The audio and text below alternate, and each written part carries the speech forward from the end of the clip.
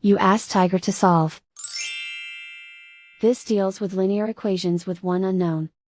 The final result is x equals 5/6. Let's solve it step by step. Simplify the expression. Expand the parentheses. Multiply the coefficients.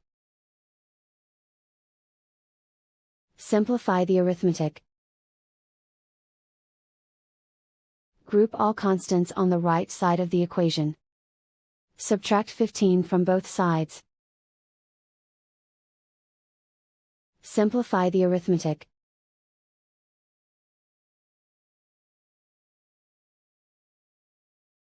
Isolate the x. Divide both sides by -24. Cancel out the negatives. Simplify the fraction. Cancel out the negatives.